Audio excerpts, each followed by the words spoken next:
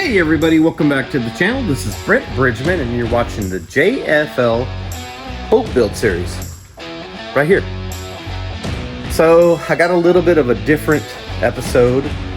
Not that I'm trying to make a filler, but let's face it, we've got jobs upon jobs upon jobs coming into the shop, and in order to keep the lights on and keep the bills paid on the YouTube Challenger, right? Boop, boop. We have to take on jobs. So I announced today on Facebook, which today is Friday, that I am retiring officially from the car sales business. What?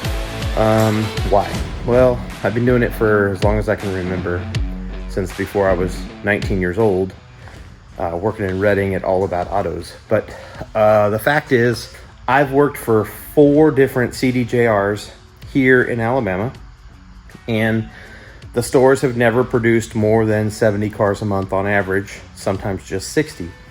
So when you have between 9 and 15 salespeople, there's no way to make a living when dealerships are paying unit prices. What do we mean unit prices, Brent? I thought you made commission. Years ago, we used to make commission. The last 2 CDJR stores, you get paid a unit bonus. Now, I'm not going to disclose what that unit bonus is because it's not really a bonus. It's more like to me, a middle finger. Anyway, go into description on my Facebook page and I kind of put out what's up.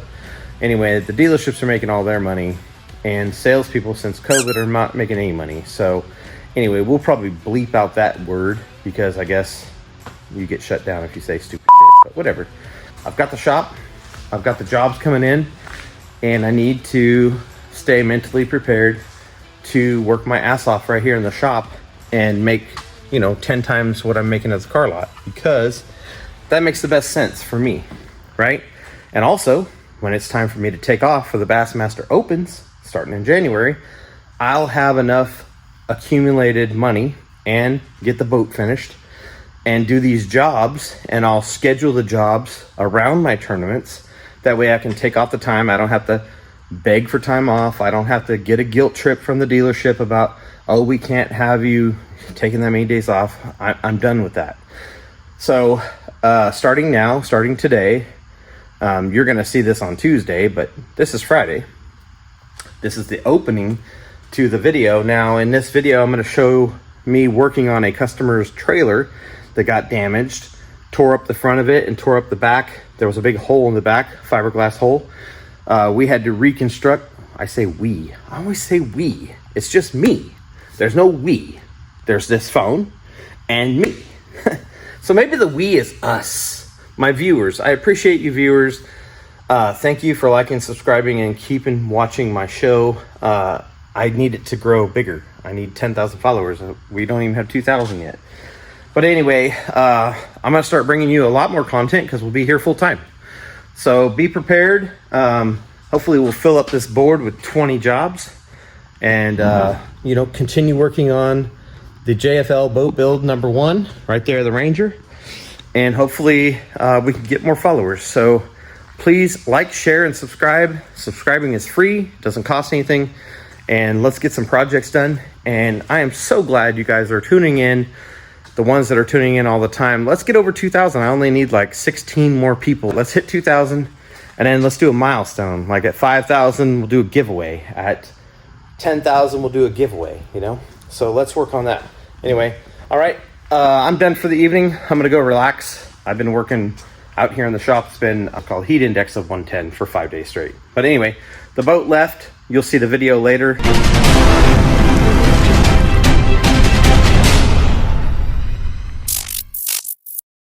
Alright, so I'm just going to show you some step-by-step photos here in this part of the video, and then we'll go right into the finishing, polishing, and unmasking and delivery of this customer's Skeeter boat and trailer. Enjoy.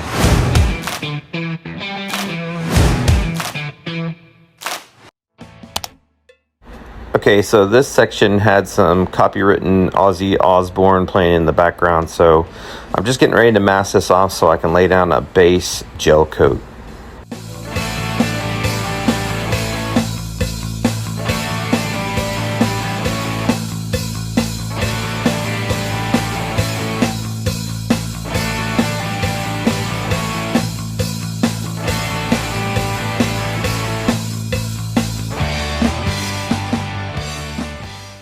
got the base black on that goes down before the flake.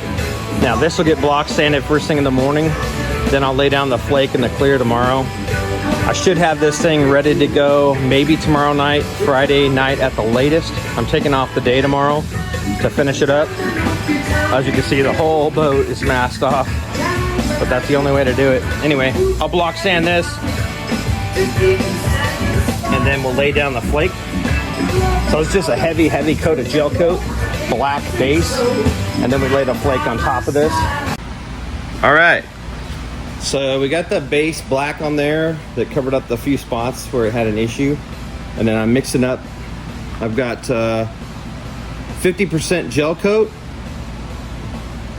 30% flake, and the other 50% Duratec. So here's how you can tell it's going to cover good, guys. It needs to cover the popsicle stick. See how it covers the popsicle stick when you first pull it out?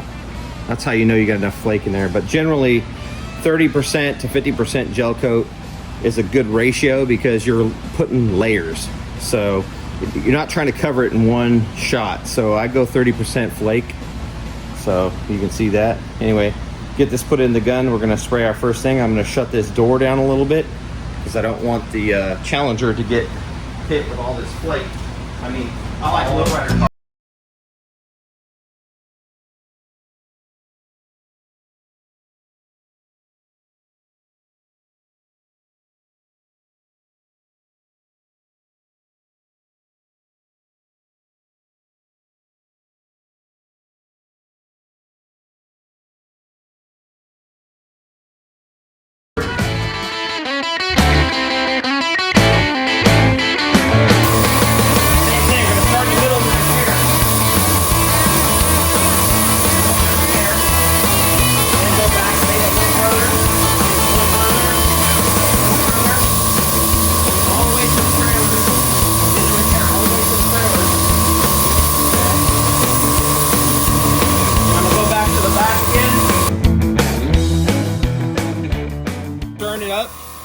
And I'm watching to see if it's still flowing in the can. See there? If it's still flowing, then you're good. See how it's flowing? See the sparkles? But anyway, if it even gets close, especially with metal flake, you want to make sure that you get it out of your gun as quickly as possible. So I have a container of acetone over there ready to go. So anyway, let me hit this one more time. Got a little bit left in here, right up to there. So we wasted a little bit, but it's better to have too much than not enough. So we'll let this set up. This will dry hard. I'm gonna set it somewhere without the plastic siding because if this gets really warm, which sometimes it does, it can melt this. But this is what goes to my spray gun. See, it locks it in. This is our quick release lid. These are imperative for spraying upside down. What it does is it sucks this bag. It's just like a soft bag, like out of a children's bottle back in the day. But you can spray upside down because it's just sucking the liquid out of it. You watch other people on other channels, they use gravity-fed guns with a vent up top and they can't spray upside down. So we're watching one today. Not going to mention any names, but if you use these, then you can spray upside down. It's imperative underneath these boats. So anyway, the glitter's down. All we have left is a clear coat. And it's doing pretty good. We'll let that pop off. We'll give it 10 more minutes and then we'll put the clear coat over top of it. Then I'm gonna put plenty of Duratec, bury that metal flake so we can cut and polish it tomorrow. This thing will be delivered tomorrow. All right, so we'll come back when we, I'm not gonna film the clear, but we'll come back when we're cutting and polishing. How about that? What we're gonna do here is we're gonna wet sand and polish this because the customer's coming tonight to pick it up. For those that don't know, the blending area is here, but I'm sanding outside the blending area and we're going to polish all this so it blends in. It was masked along this inner step line and right down this wedge. Anytime you're trying to blend something, make sure you go with these transition areas so no one can tell where you started or stopped the flake. So anyway, I'm going to time lapse this. Here we go.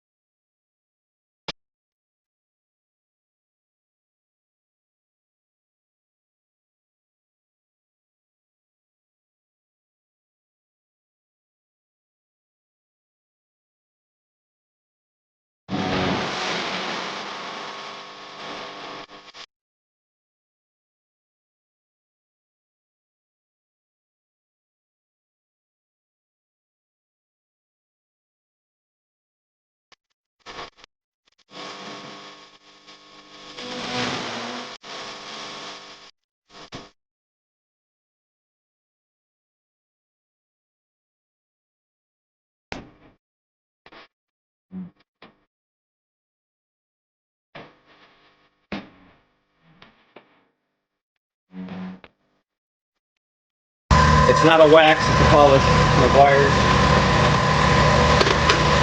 And then using the gray pad, foam pad.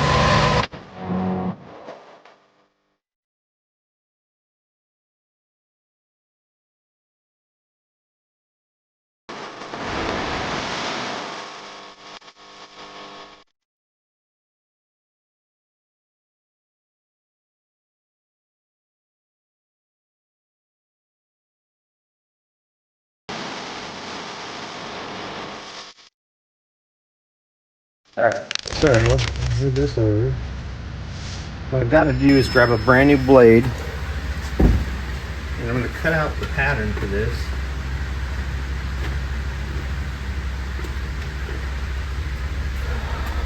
There we go.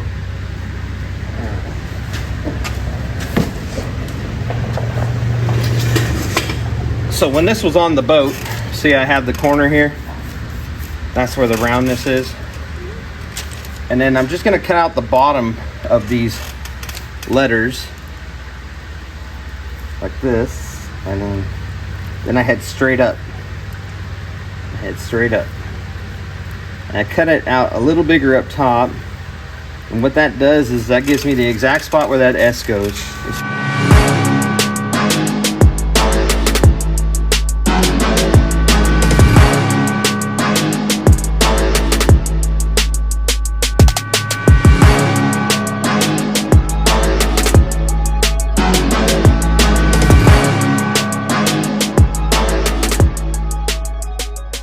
Thing.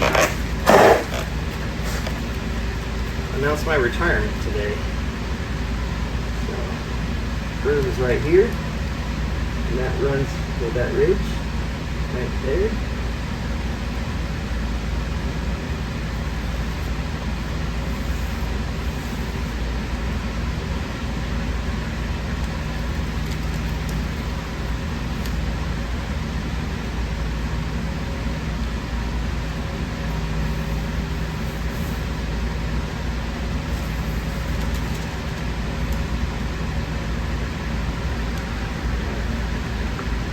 Let's do this. So I'm going to peel off this double-sided tape with a razor blade, the backing. It's just 3M double-sided tape.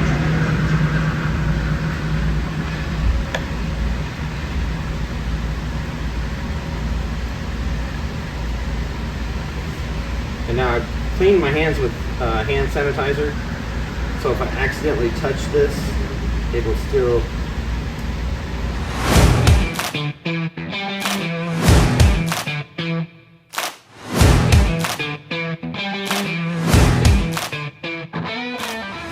so that should be fun.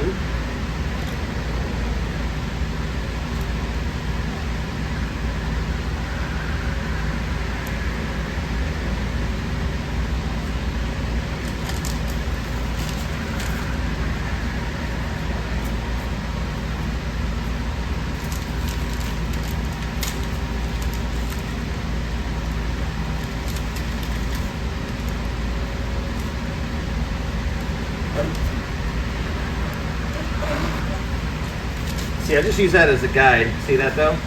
That S fits right where it's supposed to. See that? See this wind? I knew that wind was going to be coming.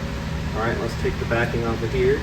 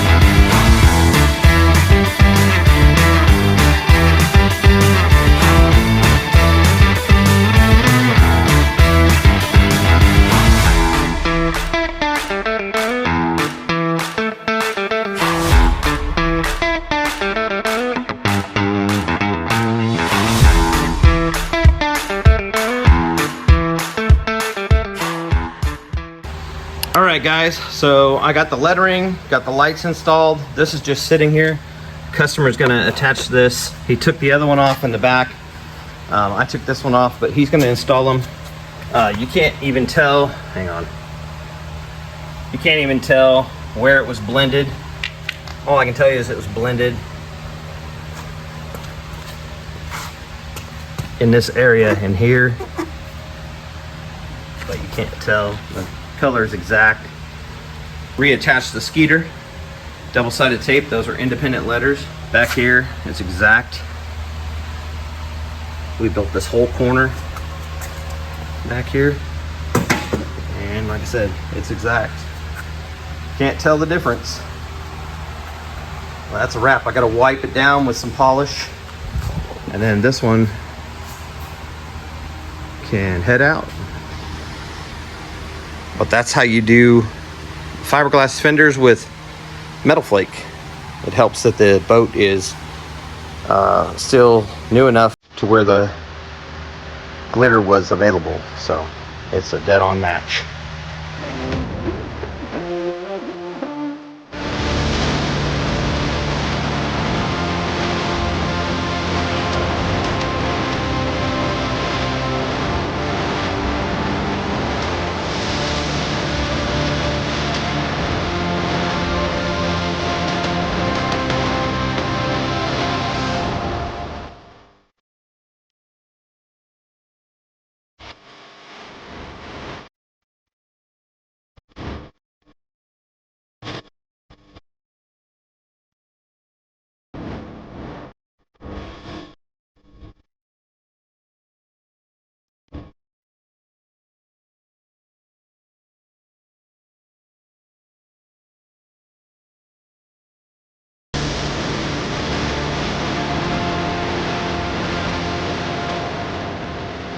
Customer just picked up the Skeeter, another satisfied customer.